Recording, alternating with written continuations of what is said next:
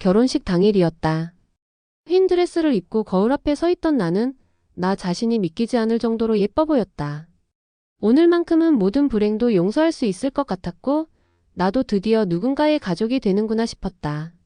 그런데 그 순간 친구에게서 메시지가 왔다. 소은아, 이거 지금 꼭 봐야 돼. 사진 한 장이 도착했다. 신랑이 다른 여자와 호텔에 나란히 앉아있는 사진이었다. 그것도 결혼식 전날 밤. 처음엔 못 믿었다. 그저 닮은 사람이라고 생각했다. 하지만 신랑의 시계, 신랑의 셔츠, 내가 사준 그것들이 분명했다.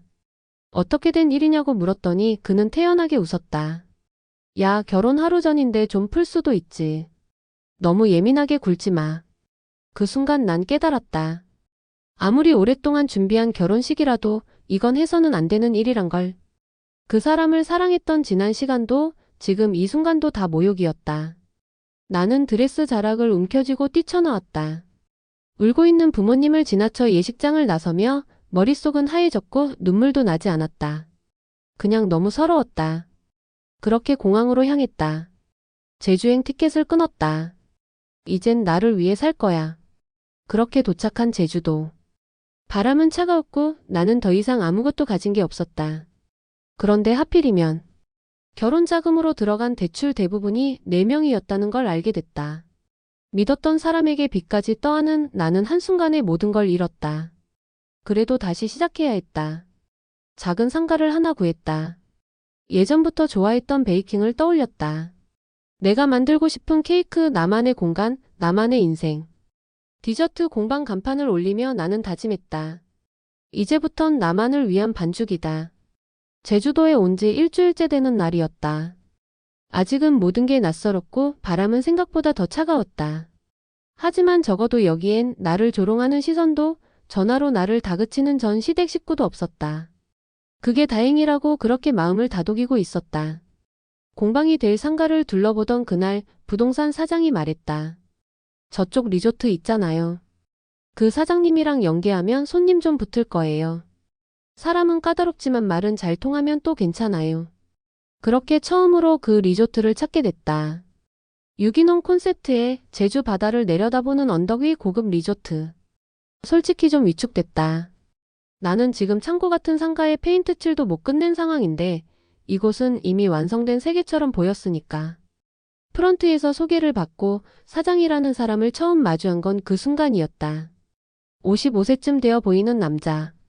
깔끔하게 내려쓴 머리, 주름 하나 없는 셔츠, 그리고 말없이 날 훑어보는 눈빛. 김소은 씨? 네. 공방 창업 예정이고 혹시 리조트와 협업이 가능할까 해서 뵙고 싶었습니다. 그의 말투는 딱딱했고 표정엔 관심이라고는 없었다. 아직 문도 안 연 곳이죠? 뭐 하시는 분인지도 잘 모르는데 협업이라. 그 말에 나도 모르게 울컥했다. 예, 파운드하고 빚도 생기고 이 바람에 제주까지 내려왔습니다. 그래도 똑같이 새로 시작하는 사람입니다. 그는 고개를 갸웃했다. 요즘 사람들은 시작을 참 쉽게 얘기하네요. 그 순간 내가 입을 열기 전 내 안에 쌓인 게 터졌다. 사장님은 모르시죠? 모든 걸 잃고 바닥까지 떨어진 사람 마음.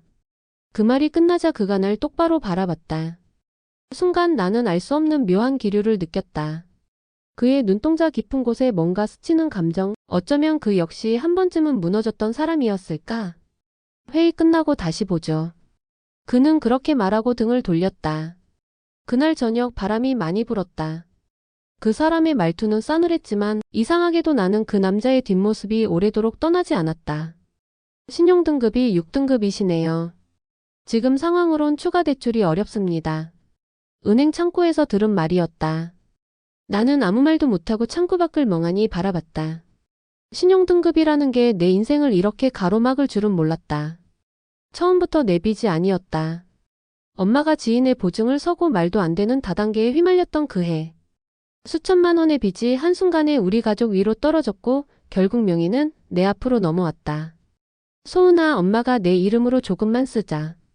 금방 갚을게. 진짜야. 그 금방은 지금까지도 오지 않았다. 디저트 공방의 리모델링은 멈췄고 냉장고는 텅 비었다. 밤마다 통장 잔고를 보며 내가 정말 미친 짓을 하고 있는 건 아닐까 스스로를 의심했다. 그날 오후 다시 리조트를 찾았다. 이재현 씨는 여전히 무표정한 얼굴로 나를 맞았다. 설마 또 협업 이야기 하러 오신 건 아니죠? 아뇨. 그냥 디저트 샘플 드리러요. 포장 용기에 담긴 티라미수. 최고급 원재료는커녕 동네 마트에서 할인된 재료로 만든 거였지만 나는 그게 최선이었다. 그는 한 숟갈 맛보더니 의외로 잠시 멈칫했다. 생각보다 괜찮네요. 그 말 한마디에 내가 얼마나 숨을 죽였는지 모른다. 잠시 침묵이 흐르고 그는 돌연 말을 꺼냈다. 혹시 한 가지 제안을 해도 되겠습니까? 그 순간 나는 뭔가 이상하다는 걸 느꼈다. 그의 눈빛은 비즈니스 제안을 할 사람의 그것이 아니었다. 제안이요? 제 리조트에 이번 달 말에 외국 투자자들이 옵니다. 그들과 만나는 동안 제 연인 역할을 해주실 수 있을까요? 순간 내가 잘못 들은 줄 알았다. 제가요? 물론 대가를 드립니다. 3달간 투자 프레젠테이션 동반, 일정 사진 SNS 업로드 정도. 정해진 외부 일정 외에는 간섭하지 않습니다. 월 1,000만 원. 나는 입을 다물지 못했다. 가짜 연애. 어디 영화 속 이야기 같았지만 눈앞에 놓인 현실은 더 영화 같지 않았다. 내가 가진 전 재산은 냉장고 안에 굳어버린 생크림 한 통이었다. 무너진 리모델링 공사, 하루하루 늘어나는 이자, 그리고 엄마의 미안하다는 말. 나는 그를 똑바로 바라보며 물었다. 그게 진짜로 필요한 이유가 뭔가요? 그는 단호하게 말했다. 가정적인 이미지가 투자 설득에 필요합니다. 그리고 내가 당신이라면 이 기회를 고민할 것 같습니다. 나는 망설였다. 하지만 그 순간 한 가지가 떠올랐다. 이건 나를 팔아넘기는 게 아니라 내 상황을 사는 일일지도 모른다. 나는 계약서를 받아들고 한참을 바라봤다.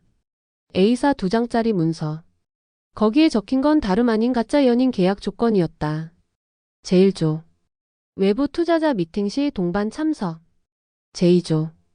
개인 SNS에 리조트 홍보 겸 커플 사진 업로드. 제3조. 사적인 간섭 없음. 신체적 접촉 강요 없음. 제4조. 월 1,000만 원 지급. 단 중도 파기 시 위약금 발생. 이걸 진짜 하자는 거예요? 나는 웃음 반 경계 반으로 물었다. 이재현 씨는 고개를 끄덕였다. 그쪽 상황도 쉽지 않아 보였고 내 입장도 절실합니다. 그 말엔 어떤 감정도 실려있지 않았다. 그저 냉정한 비즈니스. 나는 숨을 내쉬었다. 1,000만 원이면 공방 마무리 공사비에 재료비, 한 달치 이자까지 해결할 수 있었다. 사람들이 보면 진짜라고 믿겠죠? 그래야죠. 그래서 당신도 신경 좀 써야 할 겁니다. 그는 그렇게 말하며 내 얼굴을 다시 찬찬히 훑었다. 그 눈빛이 불쾌하지 않다면 거짓말일 거다. 그렇다고 이상하게 설레었다면 그건 더 큰 거짓말이었다. 하겠습니다. 그 말이 내 입에서 나올 때 내가 나를 가장 모르는 사람 같았다. 며칠 뒤 첫 동반 일정이 잡혔다. 투자자들과의 저녁 식사 자리. 나는 블라우스 하나 사입을 여유도 없어서 있는 옷 중 제일 멀쩡한 원피스를 꺼냈다. 이 정도면 괜찮죠? 내가 묻자 그가 고개를 끄덕였다. 충분합니다. 짧지만 묘하게 다정한 말투였다. 식사 자리는 격식 있었다. 영어로 나누는 대화는 대부분 이해하지 못했지만 나는 웃는 연기를 했다. 그는 내 손을 자연스럽게 잡기도 했고 어깨에 손을 얹기도 했다. 사랑스러운 분이네요. 투자자가 그렇게 말했을 때 나는 재현 씨가 나를 바라보는 눈빛에서 아주 잠깐 진심 같은 걸 봤다. 식사가 끝나고 돌아오는 차 안. 침묵이 흘렀다. 나는 창밖만 바라보다가 무심코 물었다. 이런 거 자주 해봤어요? 그는 대답하지 않았다. 그 침묵이 오히려 대답 같았다. 김소은 씨, 여기 손 좀 줘보시겠어요? 갑작스럽게 그의 손이 내 손 위에 얹어졌다. 아직 투자자들 앞이었다. 나는 반사적으로 웃으며 손을 맞잡았지만 손바닥이 식은땀으로 미끄러졌다. 계약 연애라는 게 이렇게까지 리얼하게 연기해야 하는 거였나? 솔직히 말하면 연기 같지가 않았다. 아니, 어느 순간부터 이 모든 게 진짜처럼 느껴지기 시작했다. 그날 밤 리조트로 돌아오는 길.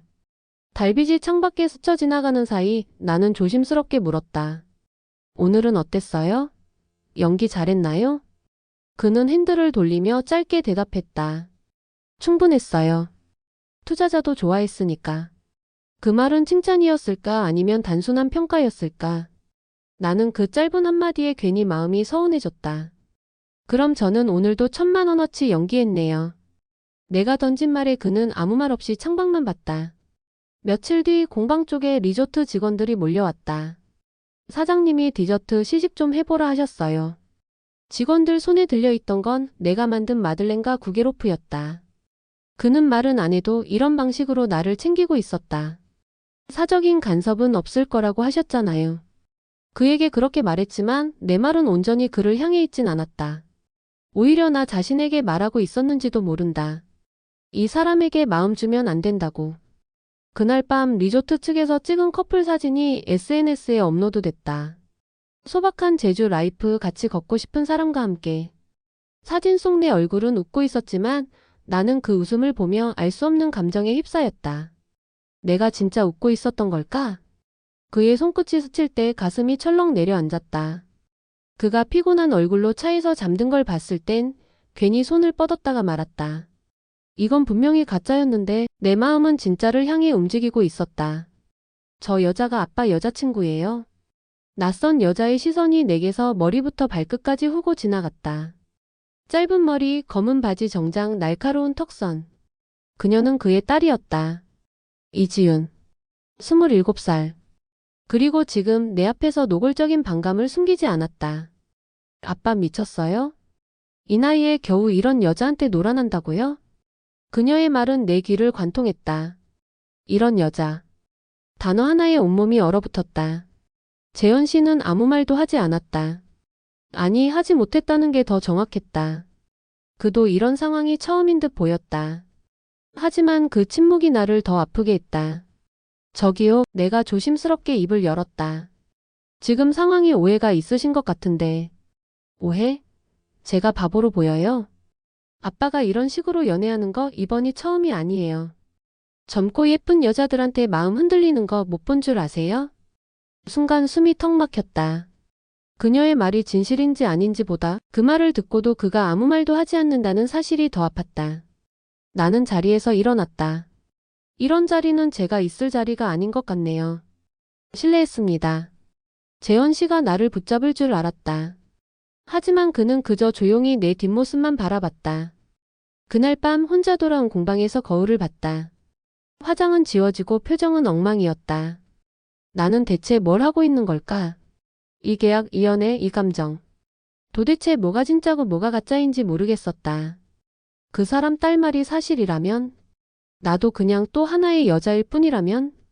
다음날 아침 예상보다 빠르게 그가 공방에 찾아왔다. 어제는 미안했습니다. 지훈이 말이 지나쳤죠. 그 말 충분히 할 수 있었다. 하지만 그 뒤에 덧붙인 한마디가 내 속을 뒤집었다. 그 아이도 상처가 많은 아이입니다. 이해해주면 고맙겠습니다.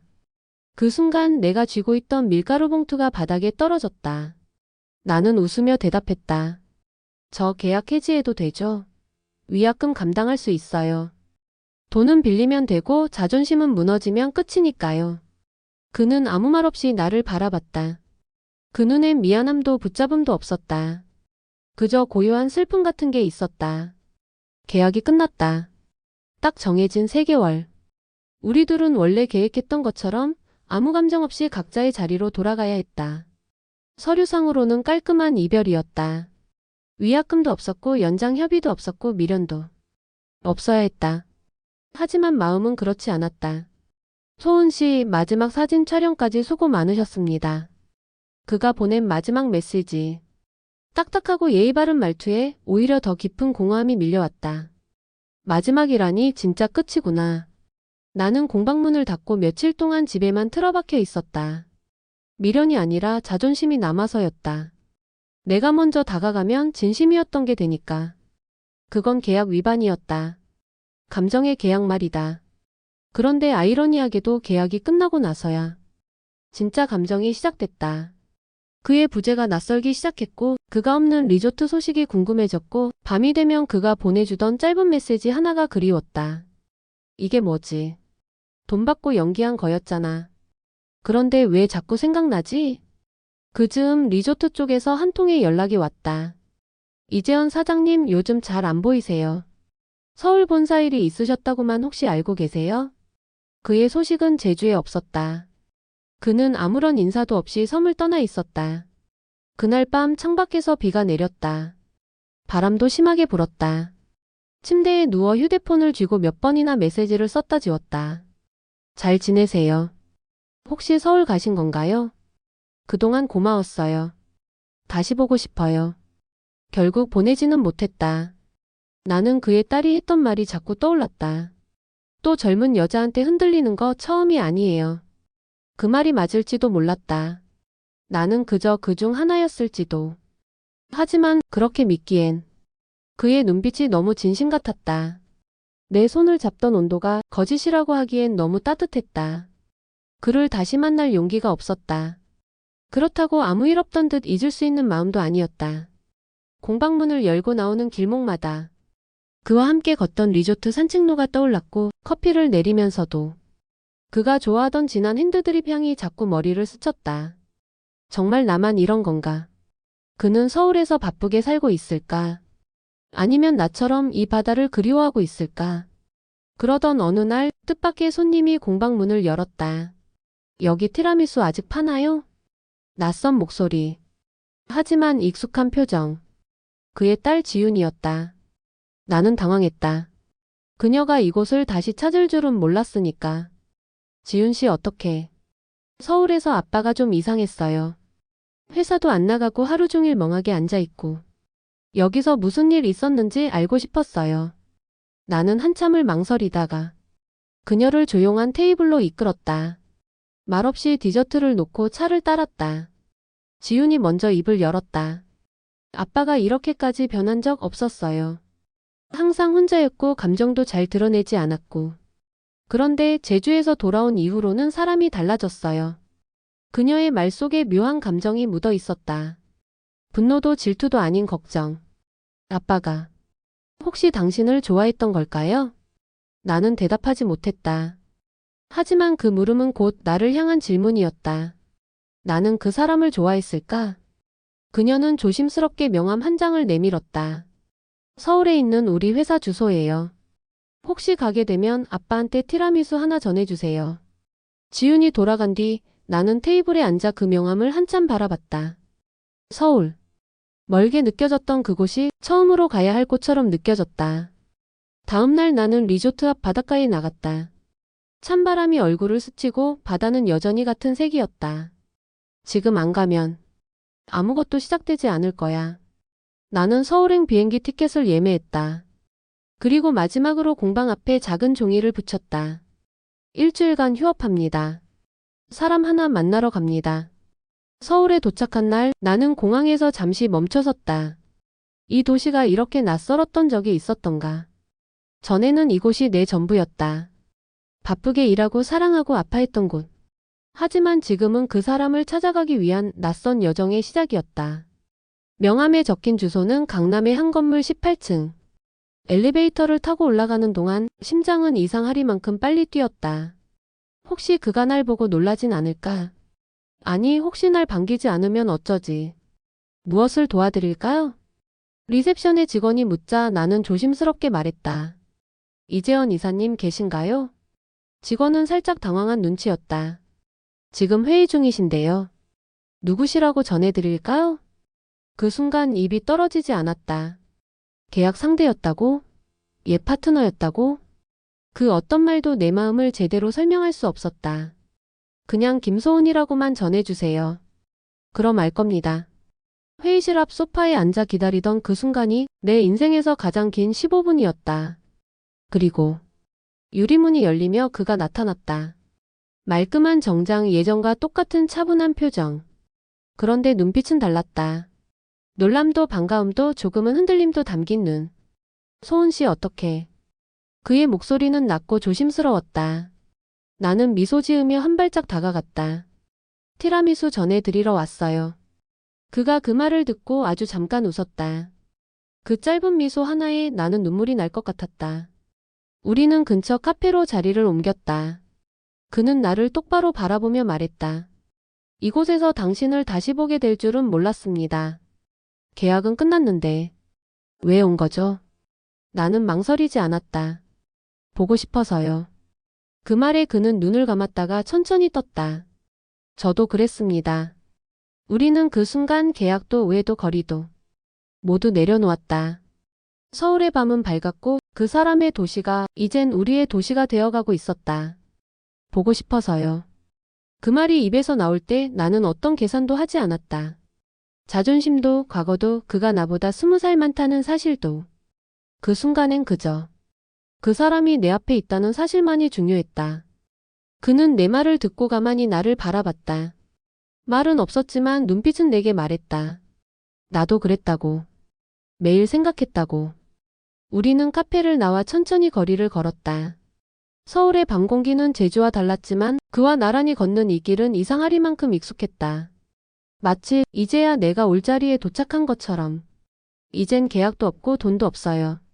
내가 웃으며 말하자 그도 웃었다. 그게 더 편하지 않습니까? 나는 고개를 끄덕였다. 그래서 더 무섭기도 해요. 이번엔 마음이 진짜니까. 그는 걸음을 멈추고 조심스럽게 내 손을 잡았다. 이전과는 달랐다. 계약서가 아닌 감정 위에 놓인 손길이었다. 소은 씨, 혹시 우리가 시작하게 된다면 이번엔 서로에게 책임질 수 있을까요? 그 질문에 나는 가볍게 숨을 내쉬었다. 책임이라기보단 그냥 이 사람만은 놓치고 싶지 않다는 마음이 더 커요. 그날 밤 우리는 오랜 시간 이야기를 나눴다. 제주에서 서로 말하지 못했던 것들, 딸 이야기, 엄마 빚 이야기, 혼자만 알고 있던 고독 같은 것들을. 그는 고백했다. 사실 계약이 끝났을 때 바로 서울로 돌아온 건 내가 더 깊어지기 전에 도망치려 했던 겁니다. 그 말에 나는 웃어버렸다. 저도요. 그게 마음이 진짜라는 증거 같아요. 서울의 밤이 깊어갔다. 카페 불빛 아래 우리는 서로를 바라보았다. 더 이상 가짜는 없었다. 서명도 조건도 기한도 없는 진짜 연애의 시작이었다. 아빠가 진심이라고요? 지윤 씨의 목소리는 한층 낮아져 있었지만 그 안엔 분명히 날카로움이 섞여 있었다. 우리는 서울 강남의 작은 카페에 마주 앉아 있었다. 그가 먼저 우리 사이를 이야기해야 한다고 말했고 나는 그것이 피하고 싶은 현실이라는 걸 직감했다. 지윤 씨는 나를 곱게 바라보며 말했다. 이해하려고 노력했어요. 하지만 아무리 생각해도 이건 아니에요. 나는 침착하게 고개를 끄덕였다. 그럴 수 있죠. 제가 이해받을 자격 있는 사람도 아니고 누군가의 아버지 곁에 설 자격이 있는지도 모르겠어요. 그 말에 그녀가 눈을 가늘게 떴다. 그러면서 왜 그 곁에 있으려고 하죠? 순간 심장이 쿵 내려앉았다. 그건 나도 수없이 스스로에게 던졌던 질문이었다. 왜 하필 그 사람인가? 왜 하필 이렇게 어려운 사람인가? 하지만 지금은 그 질문에 답할 수 있었다. 지윤 씨, 그분은 나를 그냥 한 사람으로 대해줬어요. 과거도 나이도 가진 것도 보지 않고. 그런 사람 제 인생엔 처음이었어요. 지윤 씨는 아무 말 없이 커피잔을 내려놨다. 잠시 침묵이 흘렀고 그녀는 마치 감정을 꾹 누른 듯한 목소리로 말했다. 아빠는 외로운 사람이에요. 늘 혼자였고 늘 자기 감정을 숨겨왔어요. 그런 사람이 누군가에게 마음을 주는 순간 그 상처는 생각보다 깊어요. 그녀의 말엔 비난도 있었지만 그보다 더 많은 건 걱정이었다. 아버지를 잃을까 두려운 딸의 감정. 나는 그 감정을 모른 척하고 싶지 않았다. 지윤 씨, 저도 두려워요. 그 사람 곁에 서는 게 감당할 수 없는 일이 될까봐.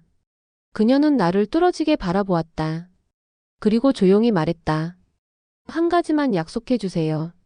아빠가 무너질 때 당신이 등을 돌리지 않을 거라는 걸. 나는 대답 대신 고개를 숙였다. 작은 고개 끄덕임 속에 나는 그 사람의 곁을 지킬 각오를 담았다. 그리고 그날 밤 나는 재현 씨에게 전화를 걸었다. 당신 딸 멋진 사람이에요. 상처가 많은 만큼 사랑도 많은 사람 같아요. 그는 한참을 말없이 있다가 조용히 말했다. 고맙습니다. 그 말을 해줘서 정말. 그날 이후 우리는 더 조심스럽게 서로를 바라보기 시작했다. 비로소 사랑이라는 단어가 현실 안으로 깊이 들어오고 있었다. 서울엔 봄이 왔다. 회색이었던 거리엔 연두빛이 번지고 바람은 부드럽게 내 뺨을 스치고 지나갔다. 어느새 그 사람과 다시 함께 걷는 시간이 익숙해졌다. 카페 창가 자리에 앉아 조용히 책을 읽는 그의 옆모습, 같이 밥을 먹고 함께 걷고 별말 없이 마주 앉아있는 이 시간들이 이젠 내 하루의 가장 포근한 부분이 되었다. 서울 살만해요? 그가 묻는다. 나는 창밖을 보다 천천히 고개를 돌린다. 그쪽이 있으면 어디든 살만하죠. 내가 웃으며 말하자 그도 웃는다. 이 사람의 웃음은 짧고 작지만 그 웃음 하나면 하루가 충분했다. 우리는 어느새 서로를 많이 알고 있었다. 그는 내가 카라멜이 들어간 커피를 싫어한다는 걸 알고 나는 그가 혼자 있을 땐 클래식을 듣는다는 걸 알았다. 함께한 시간이 길진 않았지만 우리는 서로의 결을 조용히 알아가고 있었다. 하지만 마음이 깊어질수록 문득문득 두려움이 고개를 들었다. 이 행복이 오래갈 수 있을까? 이 사랑 나한테 과분한 건 아닐까? 어느 날 그는 조용히 내 손을 잡았다. 소은 씨, 나는 당신 덕분에 아침이 조금 더 기대돼요. 그 말에 가슴이 먹먹해졌다. 나는 누군가에게 아침을 기대하게 만들 수 있는 사람이구나. 처음으로 그렇게 느껴졌다. 그날 저녁 우리는 한강을 걸었다. 벚꽃은 막 피기 시작했고 잔잔한 강물 위로 불빛들이 일렁였다. 그가 불쑥 말했다. 당신은 봄 같아요. 갑자기 왜요? 한동안 내 마음은 겨울 같았거든요. 그런데 당신이 와서 서서히 녹더군요. 나는 아무 말도 하지 못했다. 대답이 필요 없는 고백이었기에. 그 순간 나는 깨달았다. 사랑은 거창한 게 아니었다. 계약서가 필요 없고 조건도 의미 없는. 그저 내일이 기대되는 마음. 우리의 계절이 시작되고 있었다. 잠깐 제주에 다녀올까요? 그가 그렇게 말했다. 아주 조심스럽고 조용하게. 순간 가슴이 철렁 내려앉았다. 제주. 우리가 처음 만난 곳. 그리고 처음으로 서로를 오해하고 떠났던 곳. 나는 고개를 끄덕였다. 좋아요. 다시 시작해보고 싶어요. 이번엔 도망치지 말고. 비행기에서 창밖을 내다보며 생각했다. 저 멀리 보이는 바다가 그때의 나를 내려다보는 것 같았다. 결혼식장에서 도망치듯 뛰쳐나와 도착했던 섬. 엄마의 빚에 무너진 자존심에 숨을 몰아쉬던 그때의 나. 그리고 그 섬에서 나는 그를 만났다. 이상하고 까칠하고 속을 알 수 없었던 사람. 그런데 지금은 내 손을 꼭 잡고 있는 사람. 제주공항에 도착하자마자 그는 예전의 리조트가 아닌 바닷가 근처 작은 펜션으로 나를 데려갔다. 리조트도 공방도 아닌 곳. 처음으로 일이 아니라 우리만을 위한 공간이었다. 그날 저녁 우리는 말없이 바다를 바라봤다. 노을이 수평선을 천천히 삼키는 순간 그가 말했다. 이제야 당신과 처음부터 다시 시작하는 기분이에요. 그땐 내가 너무 무겁고 조심스러웠고 사실은 겁났어요. 나는 그를 바라봤다. 저도요. 처음부터 당신이 날 알게 될까봐 무서웠어요. 내가 난 내 상처, 내 과거. 다 들키면 버려질까봐. 그는 고개를 저었다. 소은 씨, 당신이 어떤 사람이든 간에 나는 이제 당신을 안고 싶어요. 좋은 모습뿐 아니라 그늘진 면까지도. 그 말에 나는 눈을 감았다. 바람이 부드럽게 귓가를 스쳤다. 그의 손이 내 손을 감싸 안고 우리는 말없이 한참을 그 자리에 앉아 있었다. 그날 밤 우리는 같은 방에 머물렀다. 서로를 향한 마음이 쌓여 있었지만 어떤 선도 넘지 않았다. 그는 말했다. 천천히 가요. 이번엔 오래 가고 싶으니까. 그 말 한마디에 나는 울컥했다. 오래 가고 싶다는 말. 함께하고 싶다는 마음. 그게 세상에서 가장 따뜻한 고백 같았다. 다시 제주. 다시 우리. 그리고 다시 시작. 제주의 바람은 여전히 서늘했고 그 사람의 손은 여전히 따뜻했다. 같은 방에 머물렀던 그 밤 우리는 아무 일도 하지 않았다. 하지만 그 어떤 날보다 깊이 서로를 껴안은 날이었다. 천천히 가요. 오래 가고 싶으니까. 그의 말은 자장가처럼 나를 진정시켰고 나는 그날 밤 처음으로 깊은 잠에 들 수 있었다. 하지만 마음이 깊어질수록 내 안엔 또 다른 감정이 고개를 들기 시작했다. 불안. 이 사람은 나보다 20살이 많다. 그의 딸은 여전히 나를 받아들이지 못하고 있다. 세상이, 가족이, 상황이. 과연 우리 편일 수 있을까? 다음 날 아침 식사를 마친 뒤 그가 말했다. 서울 돌아가면 당신 공방부터 다시 챙깁시다. 리뉴얼도 하고 제 리조트 쪽이랑도 정식 제휴로. 나는 조심스럽게 고개를 저었다. 재현 씨, 이렇게까지 안 해도 돼요. 이 관계가 너무 무게를 가지면 그게 또 우리를 흔들 수 있어요. 그는 나를 바라보았다. 지금 흔들리는 건 당신입니까? 아니면 이 관계를 감당할 용기가 없어서입니까? 그 말에 나는 숨이 멎는 줄 알았다. 전곡을 찔렸다. 나는 사실 우리가 더 가까워지는 게 무서웠다. 이게 끝나버릴까봐. 혹은 너무 커져서 내가 감당하지 못하게 될까봐. 나는 솔직히 말했다. 네, 무서워요. 우리가 여기까지 왔는데 언제 또 어긋날까봐. 그게 제일 무서워요. 그는 조용히 내 옆으로 다가와 앉았다. 그리고 한참 동안 아무 말 없이 내 손을 감싸쥐었다. 소은 씨, 당신을 붙잡겠다는 말 이제 해도 될까요? 나는 대답 대신 고개를 끄덕였다. 눈물이 왈칵 쏟아졌다. 어릴 적부터 누군가가 나를 붙잡겠다고 말해준 적이 없었다. 이 사람은 내가 흔들릴 때 버티게 해주는 기둥 같았다. 그리고 그 순간 나는 확신했다. 이 사람은 절대 놓치고 싶지 않다. 서울로 돌아오는 비행기 안에서 나는 창밖을 바라보다가 문득 이런 생각이 들었다. 이제 이 사람과 함께 살아가는 게 자연스러워졌다. 그가 내 옆에 있는 게 이상하지도 조심스럽지도 않았다. 오히려 옆자리가 비어 있었던 시간들이 지금 와서야 불완전하게 느껴졌다. 그는 비행 내내 잠을 잤다. 고개가 살짝 떨궈졌고 나는 조심스럽게 그의 어깨에 내 머리를 기댔다. 따뜻했다. 단단했고 오래된 나무처럼 믿음직했다. 서울에 도착한 다음 날 그는 내 공방부터 들렀다. 이 공간은 당신을 닮았네요. 그가 조용히 말하자 나는 괜히 민망해서 손가락으로 앞치마 끝을 꼬집었다. 여기 다시 열면 좋겠어요. 그는 말했다. 내 리조트 카페와 이 공간을 브랜드로 묶으면 당신의 디저트가 더 많은 사람들한테 닿을 수 있을 거예요. 나는 잠시 고민했다. 누군가와 미래를 함께 그려본 적이 없었으니까. 그림 속에 나 혼자만 있었고 누군가와 손을 잡고 그려보는 건 처음이었다. 그럼 이 공방 이름을 다시 지을까요? 내가 묻자 그는 고개를 끄덕였다. 이왕이면 우리 이야기 같은 이름이면 좋겠네요. 우리는 테이블에 앉아 종이에 여러 가지 이름을 써봤다.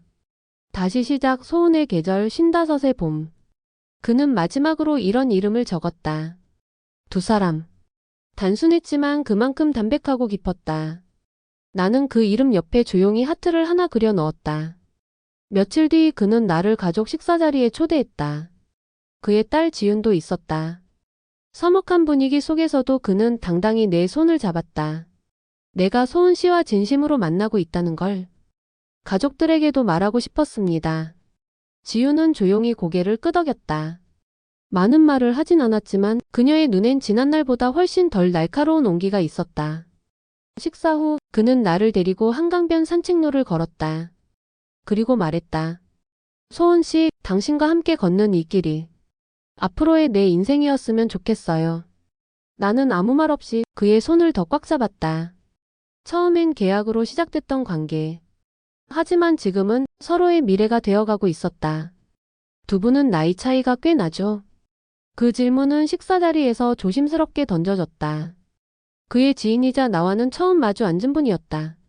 목소리는 부드러웠지만 말끝엔 명확한 의도가 있었다. 나는 잠깐 웃었다. 예. 20살 차이예요. 그 말을 하자 잠깐 정적이 흘렀고 그는 내 손을 살짝 감쌌다. 하지만 대화는 잘 통해요. 그가 나 대신 덧붙였다. 나이보다 중요한 건 함께 걸을 수 있는 속도니까요. 그 자리는 무사히 지나갔지만 돌아오는 차 안에서 나는 괜히 한숨이 나왔다.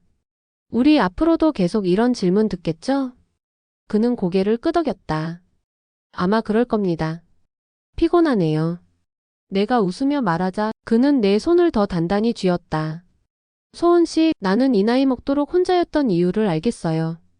이렇게라도 당신을 만나려고 그랬던 거겠죠. 그 말에 괜히 눈물이 핑 돌았다.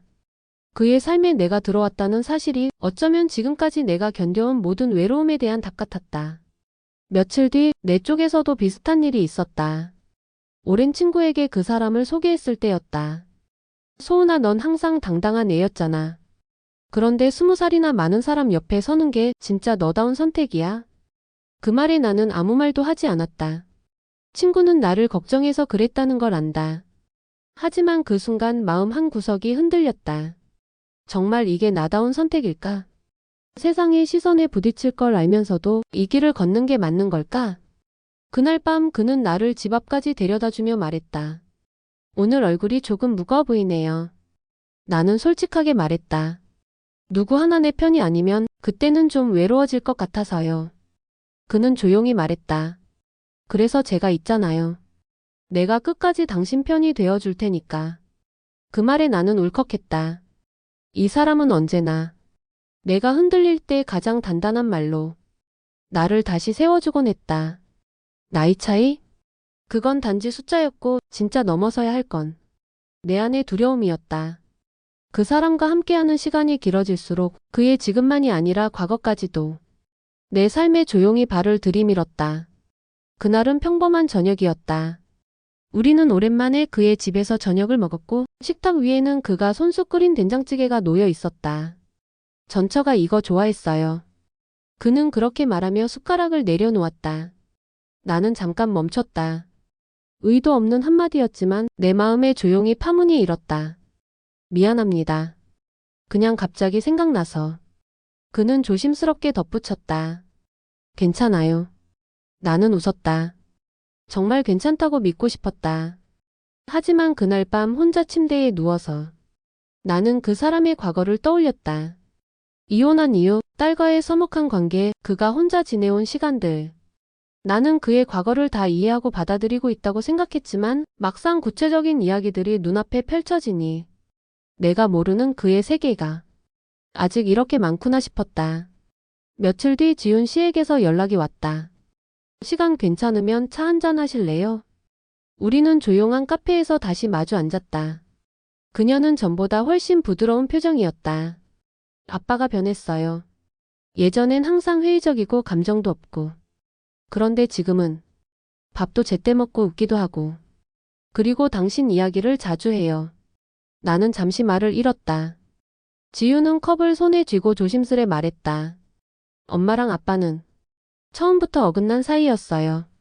사랑보다는 책임이 먼저였고 그게 무너지자 아무것도 남지 않았죠. 그녀는 나를 바라보며 진심 어린 눈으로 말했다. 그래서 더 바라게 돼요. 아빠가 이제라도 진짜 사랑을 해보길. 그 말을 듣고 나서야 나는 조금씩 그 사람의 과거를 이해하게 됐다.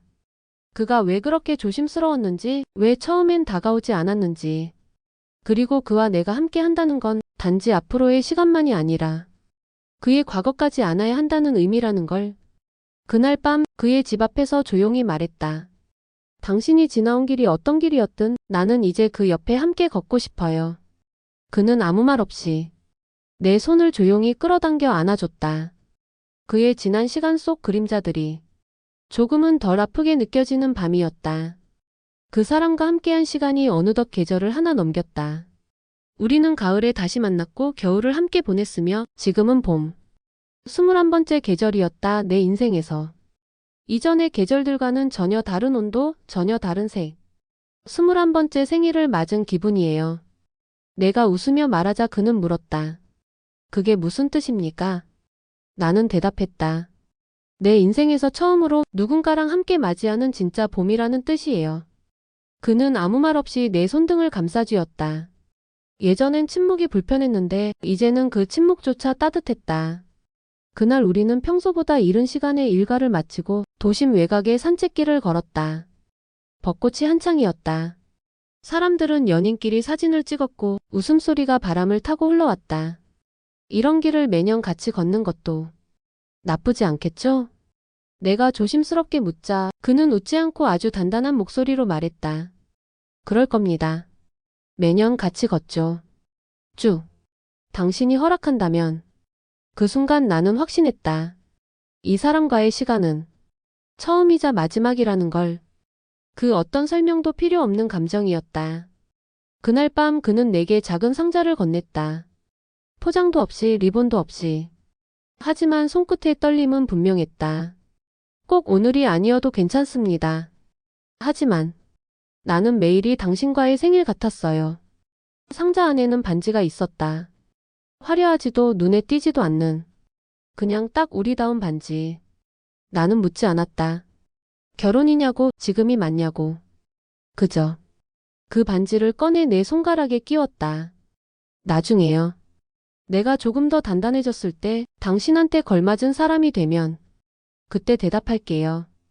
그는 고개를 끄덕였다. 그럼 기다리겠습니다. 내게 당신은 이미 충분하니까요. 21번째 계절. 그 봄날의 밤. 우리 둘은 아무 말 없이 서로를 바라봤다. 말보다 더 큰 약속이 눈빛 사이를 흐르고 있었다.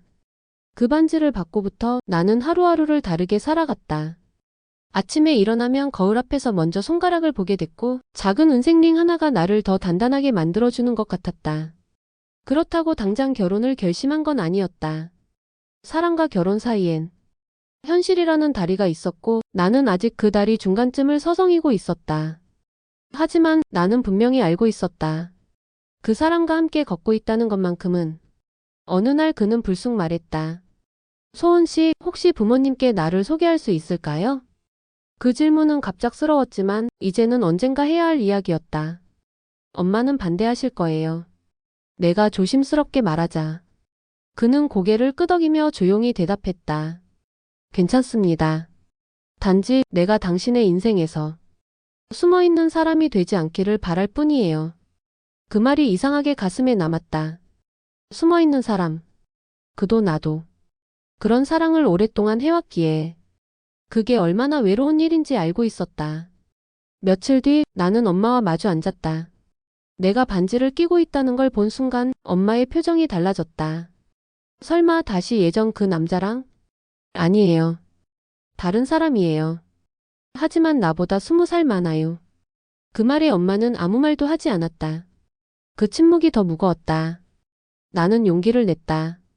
엄마, 내가 처음으로 내 삶을 선택하고 있어요. 누구 때문에 사는 것도 누구에게 맞춰서 사는 것도 아니고요. 이번엔 진짜 나로서 내가 사랑하는 사람과 살아가고 싶어요. 엄마는 한참을 내 얼굴을 바라보다가 말없이 자리에서 일어났다. 허락은 아니었지만 더 이상 반대하지 않는 그 뒷모습은 내 선택을 지켜보겠다는 조용한 응답이었다. 그날 밤 그 사람에게 전화를 걸었다. 당신, 내 삶에 더는 숨어있지 않아도 돼요.